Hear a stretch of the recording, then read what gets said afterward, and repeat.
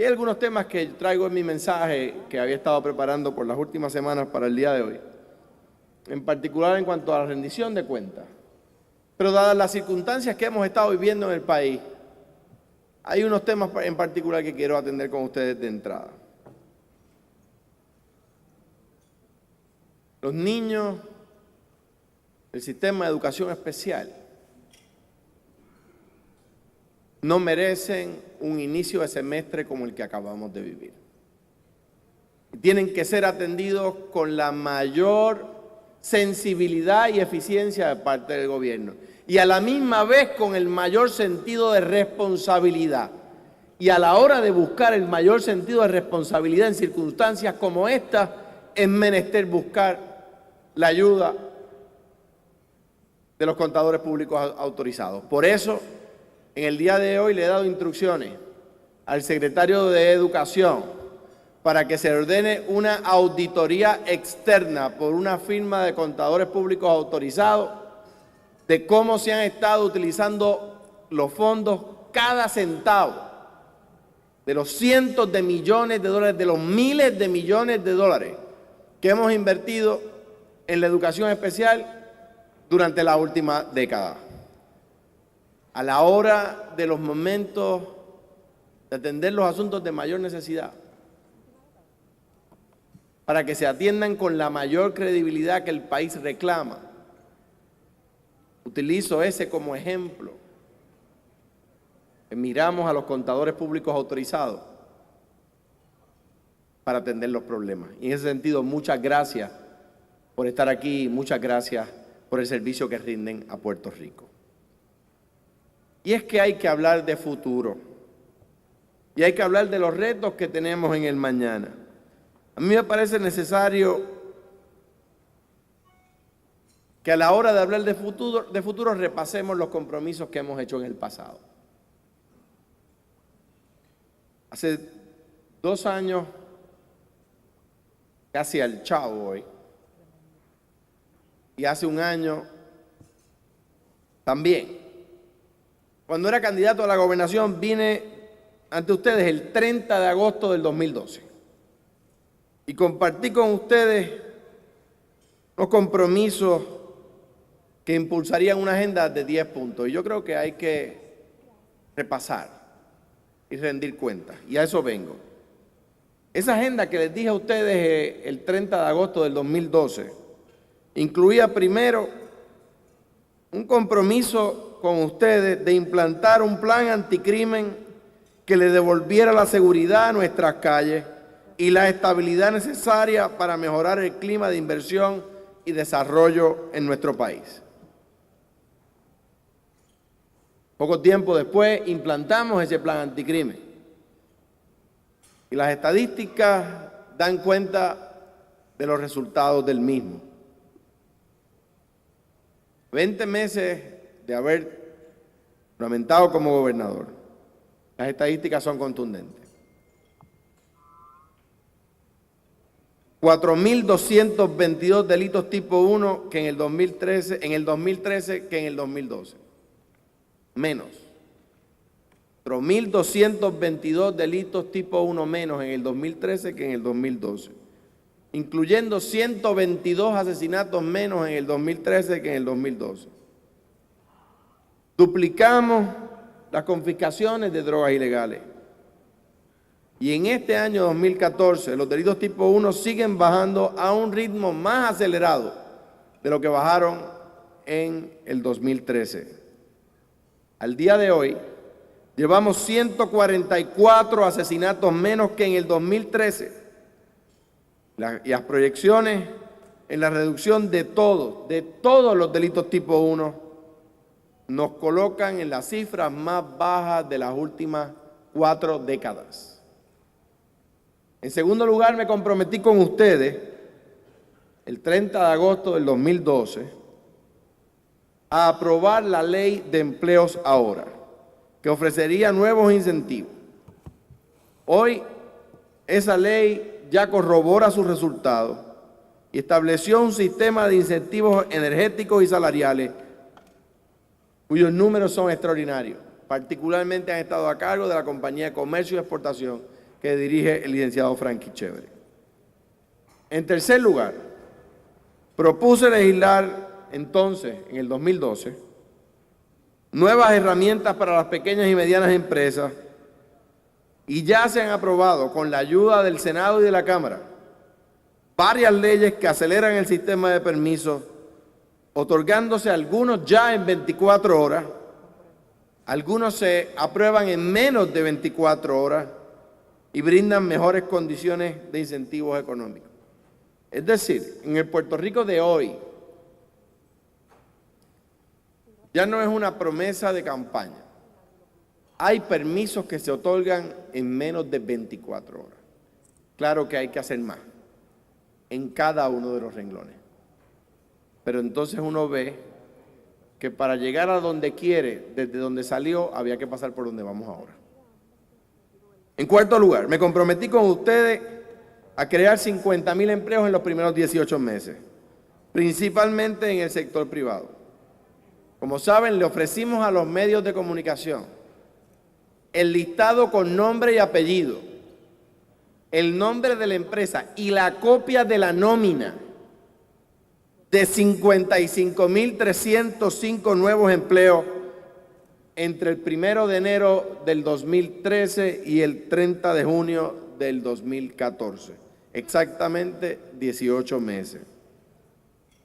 Además de eso, buscamos 2 firmas externas, una de economía y otra de contabilidad, para que ofrecieran al país certeza de la veracidad de las mismas mediante una auditoría del sistema de contabilidad.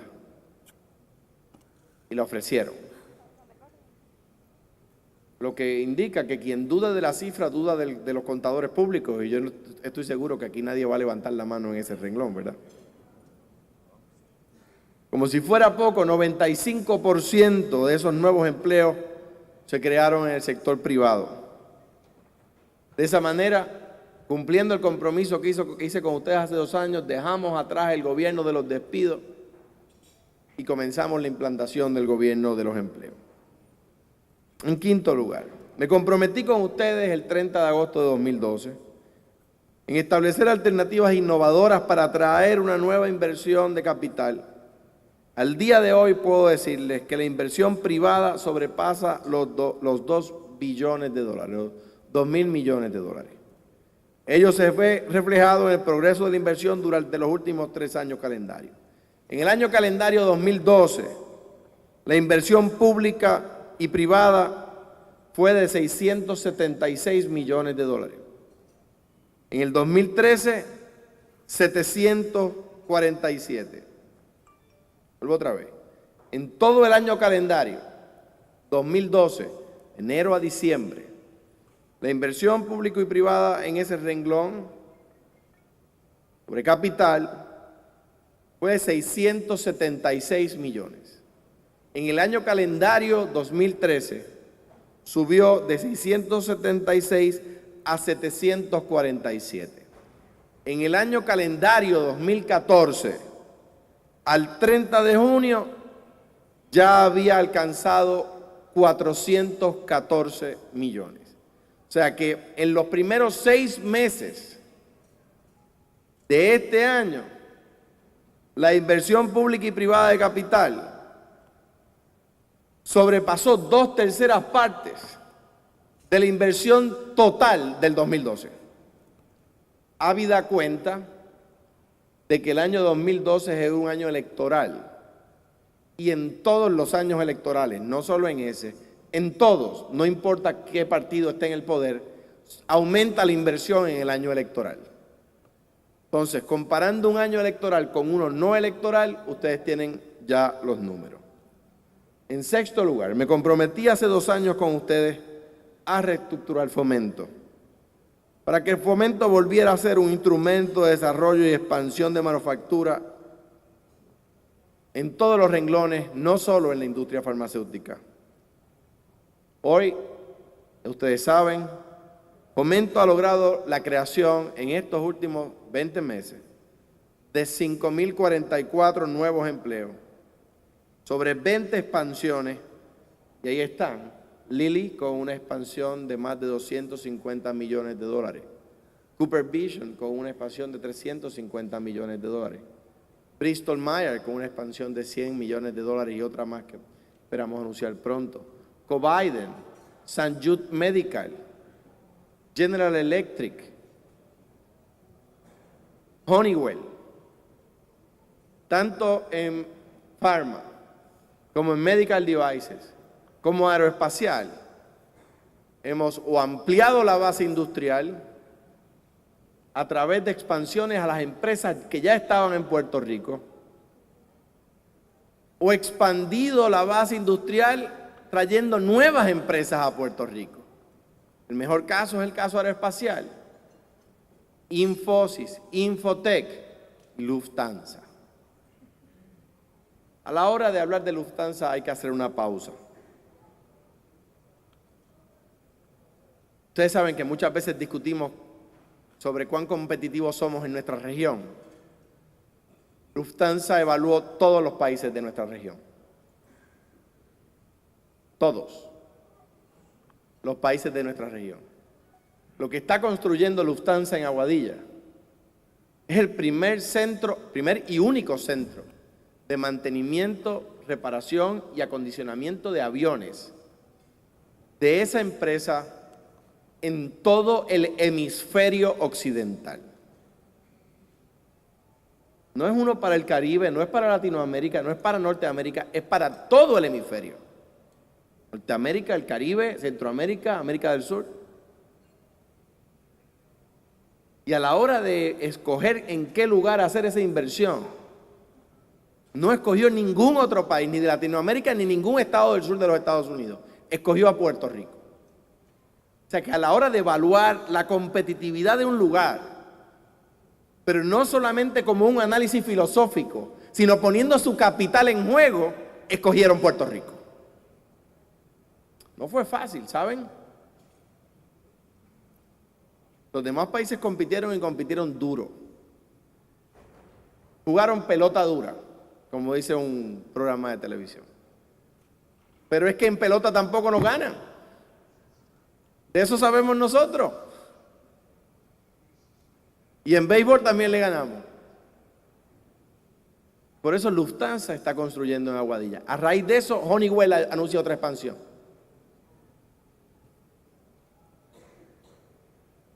Al fin y al cabo, hemos elevado a 72% el total de edificaciones de Prisco para nuevos usos, de fomento para nuevos usos. ¿Cuándo fue la última vez que ustedes escucharon de que vinieran farmacéuticas que no estaban en Puerto Rico? Como New York Pharma, que se estableció en Caguas. Una farmacéutica que no estaba en Puerto Rico. No solo que las que están no se van y se expanden, sino que una que no estaba en Puerto Rico vino por primera vez acá. Y vienen más anuncios al respecto próximamente. Lo que quiere decir es que no solamente detuvimos la hemorragia de las fábricas que cerraban y se iban. Ninguna empresa ha abandonado a Puerto Rico, ni en pharma, ni en medical devices, ni en manufactura electrónica, particularmente aeroespacial. Y las que están se están expandiendo. En séptimo lugar, me comprometí a reactivar y desarrollar el fideicomiso de ciencia y tecnología. Tenemos que competir ahí. Y el país lo sabía, pero por alguna razón se desactivó el fideicomiso de ciencia y tecnología. Pues ahora mismo estamos ya en la construcción de mejoras y en la operación del edificio de ciencias moleculares. Un edificio adelantado al tiempo, tan moderno como el que más en cualquier lugar del mundo, y está en construcción el centro comprensivo de cáncer más moderno del hemisferio.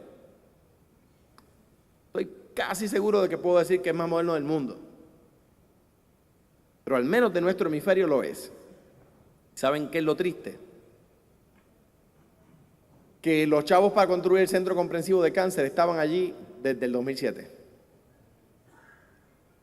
Se detuvo por alguna razón en el 2009. El dinero no se reasignó para nada más. No era que los chavos se necesitaban para otra cosa. Estaban allí. Por alguna razón que nadie sabe explicar, simplemente se detuvo. Cuando inicié mi gestión, retomamos el tema, reactivamos los permisos, se reevaluaron los planos y ahí está en construcción. Que lo quiera ver, está justo al frente del Oso Blanco. Octavo, en relación al Oso Blanco. Hoy les puedo informar que el fideicomiso está operando. Fue un compromiso al que llegué con ustedes. En cuanto a la Ciudad de la Ciencia se refiere, ya se inició allí una inversión de más de 18 millones de dólares, que no está incluida en la inversión que al fin y al cabo va a terminar de ser de alrededor de 190 millones de dólares del Centro Comprensivo de Cáncer. Esto es adicional, porque lo que antes era un símbolo de represión, lo que antes era un símbolo de oscurantismo, lo que antes era un símbolo de deshumanización de nuestra sociedad, una cárcel, ahora va a ser un símbolo de creación de vida. Eso es la Ciudad de la Ciencia. Yo quiero que mis hijos, cuando pasen por allí de camino a su casa y su esposa o su esposo los llame, no digan voy pasando por el Oso Blanco. Estoy a punto de pasar por el Oso Blanco, aún no he llegado al Oso Blanco o acabo de pasar por el Oso Blanco. Todos ustedes han hecho eso. Yo quiero que mis hijos y sus hijos cuando pasen por allí y su esposa o su esposo los llame, le diga acabo de pasar por la Ciudad de la Ciencia. Estoy a punto de pasar por la Ciudad de la Ciencia. Aún no he llegado a la Ciudad de la Ciencia.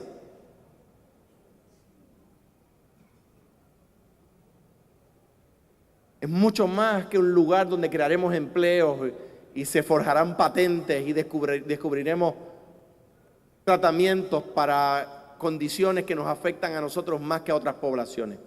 Quiero detenerme ahí un momento porque esto es mucho más importante que la inversión. ¿Por qué un centro comprensivo de cáncer? ¿Por qué una ciudad de ciencia? Pues les voy a decir por qué. A ustedes y a mí nos afectan, por ejemplo, ciertos tipos de cáncer en una prevalencia superior a las comunidades de los Estados Unidos, a las comunidades anglosajonas. Pero el dinero de los Estados Unidos se dirige a hacer investigación para buscar tratamiento y cura, como es natural, a aquellas condiciones que a ellos les afectan como una prevalencia superior. Pues nos corresponde a nosotros hacer lo propio. Centro Comprensivo de Cáncer, porque a los puertorriqueños, a las damas, por ejemplo, tienen una prevalencia de cáncer de mamas o de útero superior a las anglosajonas. Pero allí no se está haciendo investigación al respecto. Y en el caso de los varones, cáncer de próstata y de colon, en una prevalencia superior a la de los anglosajones, pero allá no se está haciendo investigación al respecto. Y en el caso de ambos, varones y hembras,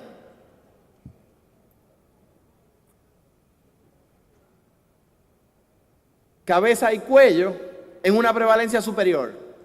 Nosotros tenemos patrones culturales distintos, patrones alimenticios distintos, clima distinto, un montón de variables que ellos no están evaluando y que nos corresponde a nosotros evaluar. Para nosotros y para nuestros hermanos latinoamericanos, los que viven en los Estados Unidos y los que no. Por eso tenemos que adelantarnos en esa dirección. Hace 2 años, cuando estuve aquí con ustedes, me comprometí a unirme a los esfuerzos de impulsar, junto a todos los sectores, legislación congresional para nuestra economía. Desde principios del año pasado firmé una comunicación con todos ustedes, los representantes de los distintos sectores, solicitando la aprobación de la sección 933A y hemos continuado los esfuerzos, a veces solos, para lograr la aprobación de esa medida. Y en 10º lugar, pero no menos importante, algo en lo que el presidente del Senado y yo hemos estado trabajando muchísimo. Nos comprometimos a transformar la Autoridad de Energía Eléctrica. Comprometimos a bajar el costo de la luz y a impulsar una nueva política pública energética. Pues miren, el proceso de transformar la Autoridad de Energía Eléctrica comenzó y no lo va a detener nada ni nadie. Hace unas semanas, como ustedes saben, firmé la nueva ley que inicia un proceso de reestructuración en la autoridad. Pero esa ley es solo parte.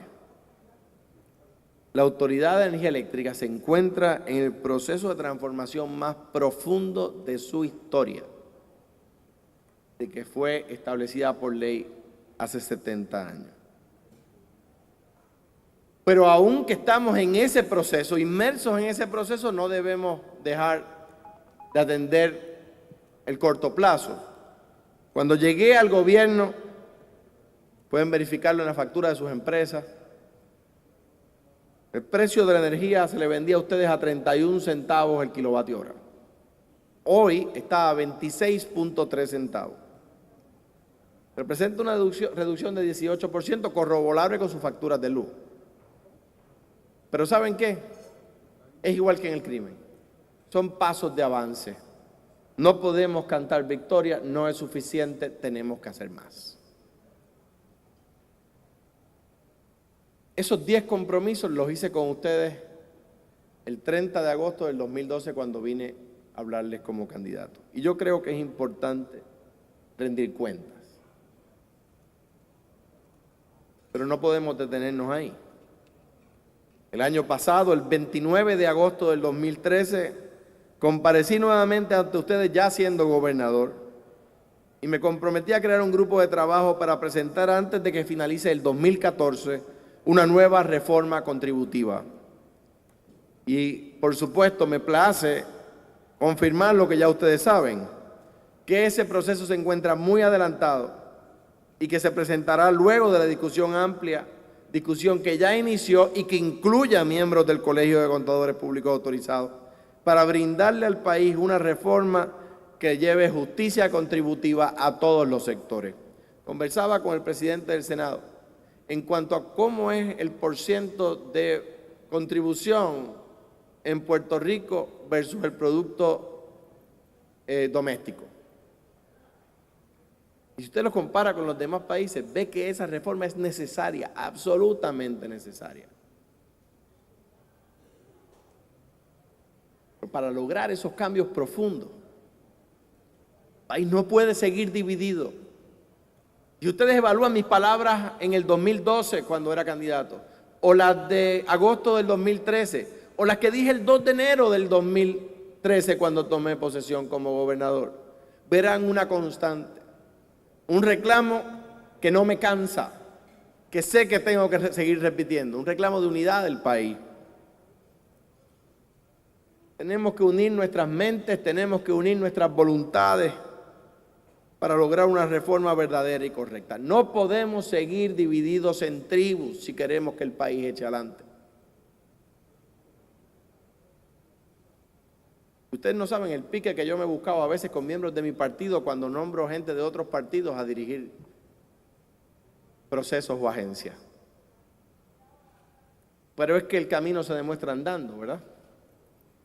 Dijo un gran pensador, la mejor manera de decir es hacer. Y ayer conversaba con el presidente del Senado y con el presidente de la Cámara sobre la cantidad de empleados en la fortaleza que no comparten mi ideología política.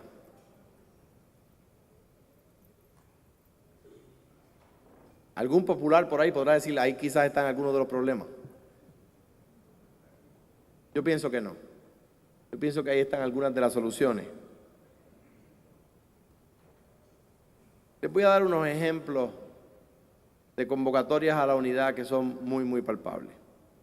Recientemente ustedes, mediante su comité de recomendaciones para la recuperación económica, manifestó un compromiso patriótico. Cito del informe. Lo primero que tenemos que reconocer es que estamos ante una situación extremadamente seria, que es el resultado de errores de acción y omisión de varias décadas y que por lo tanto no hay una solución mágica. Cierro la cita del informe del Colegio de Contadores Públicos Autorizados. La situación fiscal, y vuelvo a citar, no se va a solucionar por sí sola, ni nadie la va a solucionar por nosotros. Cierro la cita. Amigos y amigas, estamos ante una coyuntura histórica única. Estamos ante una oportunidad histórica única. Además, es compleja, porque reta la sensibilidad de nuestras posibilidades de desarrollo económico y reta nuestro funcionamiento social. Si usted no me cree, prenda la radio AM cuando salga de aquí. Y va a haber gente que incluso se atreve a sugerir que se despidan empleados públicos.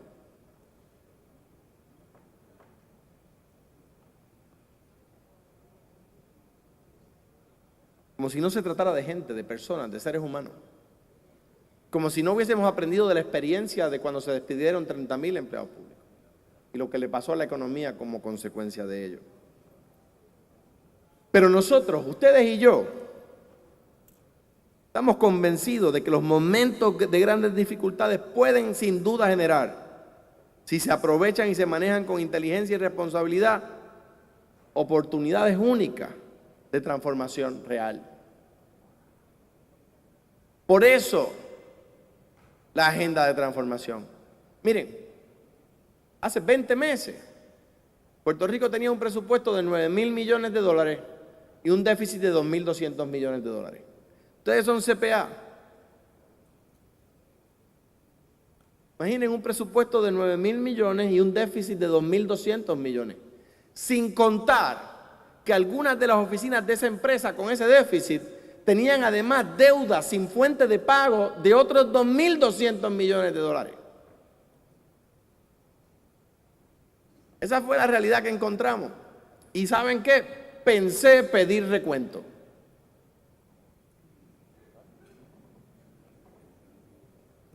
Pero la ley en Puerto Rico no le permite pedir recuento al que gana, tiene que ser el que pierde. Y pensé llamarlo y decirle, pide recuento. Yo de verdad que no voy a objetar, no voy a enviar ni funcionarios a las mesas.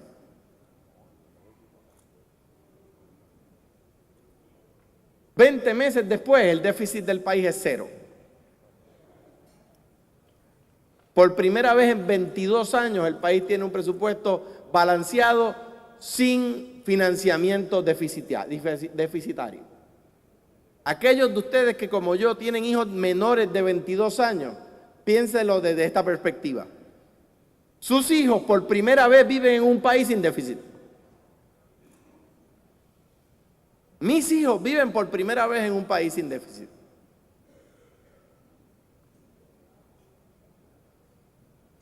Además de eso, reformamos los principales sistemas de retiro del servicio público y evitamos su colapso. Ustedes, de nuevo, ustedes son CPA, ustedes saben lo que le hubiese pasado a la economía si hubiese colapsado en noviembre del año pasado el sistema de retiro del Servicio Central.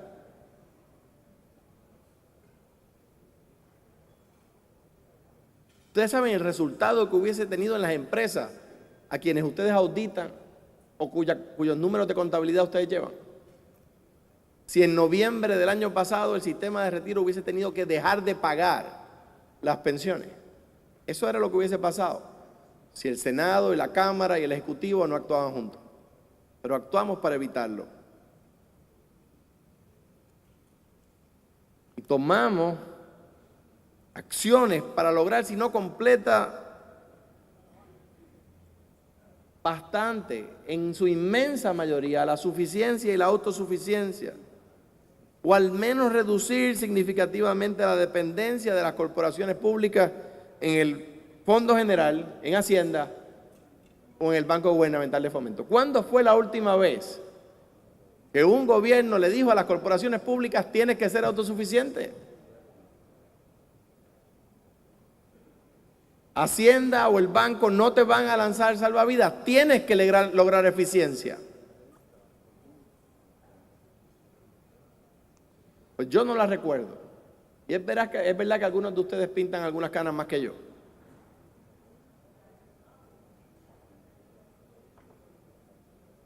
Pero llegó el momento de decirle a las corporaciones públicas, se acabó. Tienen que ser autosuficientes. No pueden seguir gastando y gastando y gastando, promoviendo la insuficiencia en sus propias capacidades, pensando que al final del día el Departamento de Hacienda o el Banco Gubernamental les va a lanzar un maletín lleno de dinero.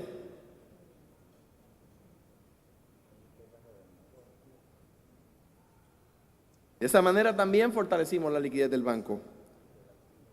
Creamos marcos jurídicos adecuados para que si una corporación tuviera que declarar insuficiencia a la hora de pagar sus cuentas, tuviera una estructura jurídica que antes no tenían. Y lo hicimos todo en contra de los pronósticos, sin votar gente. Recuerdo en marzo de este año cuando un grupo de profesionales a quienes estimo dijeron que era imposible cuadrar ese presupuesto sin votar gente. Pues ahí está cuadrado y no votamos a nadie. La cantidad de empleos en el gobierno se ha reducido por retiro, no por despido, porque no se han llenado todas las plazas de la gente que se ha retirado. Pero déjenme ir más lejos con ustedes. Ustedes saben que para lograr la verdadera recuperación económica del país, la transformación fiscal tiene que estar acompañada de transformación económica. No puede ser solo fiscal porque entonces un día vamos a cuadrar a cero y eso no puede ser. Un día de esto, recordarán las ideas que ustedes mismos brindan y cuántas veces caen en oídos sordos. Pues yo los invito a que recuerden una que surgió de jóvenes para revertir la tendencia de migración en Puerto Rico. Ellos me dijeron que las condiciones para iniciar en el mundo empresarial o laboral eran muy onerosas. Pues al día de hoy, como ustedes ya saben, aprobamos que van a estar exentos del pago de contribuciones sobre ingresos de sus primeros $40,000 que devengan al año y sobre el primer $500,000 que produzcan sus negocios. Es decir, en el Puerto Rico de hoy, no de futuro, no es una promesa, es una realidad. Los jóvenes puertorriqueños que ingresen a la fuerza laboral no van a pagar contribuciones por los primeros $40,000 que ingresen. Y si en vez de ser empleados son empresarios, no van a pagar contribuciones ni por sus primeros $40,000 ni por los primeros $500,000 que ingrese la empresa que ellos creen. Esta es una medida importante que el Colegio de CPA reclamó en la página 14 del informe del Comité de Recomendaciones. Ustedes recordarán que muchas veces las soluciones que ustedes proponen caen en oídos sordos en el gobierno. Pues yo le pido que esta vez recuerden las que no cayeron en oídos sordos en el gobierno, porque esa idea es de ustedes. Esa idea nos la llevó a nosotros el Colegio de CPA en su informe. Esa como muchas otras que hemos aprobado. Y pidieron una reforma contributiva y estamos trabajando juntos en ella. Tiene que ser una propulsora del desarrollo económico, que dé mayor certeza al sector industrial, que incentive sectores estratégicos, que sea equitativa, que sea justa, que incentive el trabajo, que sea más fácil de cumplir, que sea más fácil de fiscalizar. El otro día, gremios empresariales de pequeñas empresas y de empresas grandes decía que el gobierno tenía que fiscalizar mejor el cobro del IVU, y yo creo que tienen razón. Hay un problema en el señalamiento. Nos lo hicieron los representantes de los patronos, los representantes de las empresas. ¿Quiénes son los que están quedándose con los chavos del IVU? No son sus representados. Entonces, ver a los representantes de los pequeños comercios, a los representantes de los grandes comercios, diciéndonos que tenemos que ser más eficientes porque hay muchos comercios evadiendo el IVU, es decirnos a nosotros que sus socios, los de esos gremios empresariales están evadiendo las contribuciones. Pues sí, tiene que ser una reforma que permita una fiscalización más certera. Todas esas premisas que yo les acabo de listar son premisas establecidas por el Colegio de CPA y están guiando la reforma contributiva. Las premisas para esa reforma las estableció este colegio en el Comité de Recomendaciones. Por primera vez en mucho tiempo, las recomendaciones del Colegio de CPA no caen en oídos sordos. El camino de esa reforma ya se va recorriendo. Se estableció por orden ejecutiva el grupo con el que me comprometí. Desde entonces ha estado evaluando las distintas operaciones, funcionamientos y normas jurídicas. Como ven, salta a la vista que el informe del Comité de Recomendaciones del Colegio de CPA es parte integral del análisis. Como señalé, a finales del mes de octubre, el Grupo Asesor de la Reforma rendirá informe final de recomendaciones. Para entonces, vamos a estar ya más cerca que nunca la reforma contributiva a la que todos aspiramos, que el país merece. De la misma manera que como gobernador he cumplido cada uno de los compromisos que hice con ustedes antes de las elecciones, quiero que sepan que cada vez que vengo aquí y me comprometo con algo es porque el próximo año voy a venir a rendir cuentas, no a traer nuevas promesas. Esas épocas también pasaron. Este momento es momento de redoblar los esfuerzos y los contadores públicos autorizados son los receptores del peritaje y del conocimiento técnico de este campo profesional. Ustedes son parte indispensable. No digo yo solo del logro de una reforma justa, ustedes son parte indispensable del logro de un país que sale adelante. De un país que cuando se pensaba sería vencido, resultó ser vencedor. Ya el presidente del Senado, Eduardo Batia, me he enterado que les dijo el resto de mi mensaje. Estoy a punto de firmar una ley que se supone que yo les anunciara.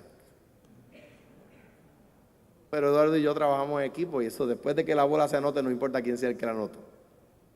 Muy bien. Pero ¿saben por qué es justo? Porque el autor de la medida es el senador Eduardo Batia, el presidente del Senado. Proyecto del Senado 1141, presentado por el compañero presidente del Senado, permite ejercer la práctica de la profesión a los contadores públicos autorizados en otras jurisdicciones y países que permiten acuerdos de movilidad. El Instituto Americano de Contadores Públicos Autorizados y la Asociación Nacional de Juntas de Contabilidad Estatales, cuyos representantes se encuentran presentes aquí hoy, han promovido este tipo de legislación para facilitar la movilidad de los CPA, de manera que puedan participar fuera de su lugar principal de trabajo sin la necesidad de obtener una nueva licencia. Ya hay 49 estados de los Estados Unidos y el Distrito de Columbia que tienen leyes de movilidad para los CPA con licencia de otras jurisdicciones sustancialmente equivalentes. El Instituto y la Asociación Nacional también promueven acuerdos de reconocimiento mutuo con países como México, Canadá, Irlanda, Hong Kong, Australia y Nueva Zelanda. La ley que estoy a punto de firmar, Puerto Rico se une a ese importante puente de desarrollo profesional que promoverá nuevas oportunidades para nuestro desarrollo económico. Quizás deba decir, los contadores públicos autorizados de Puerto Rico se hacen partícipes de esas nuevas fuentes. Por ello, al finalizar mis palabras, estaré firmando esta ley. Y le pido, por supuesto, un aplauso de ustedes al presidente del Senado, senador Eduardo Batia, y a los miembros del Instituto y de la Asociación Nacional que se encuentran aquí con nosotros.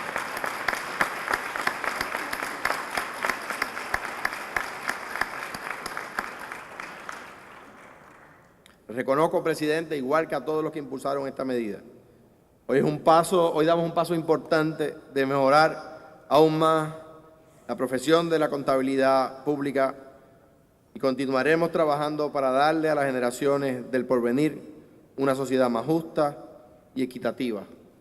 Se los he dicho muchas veces. Los pronósticos de un país vencido se equivocaron todos. Ahora cambiarán.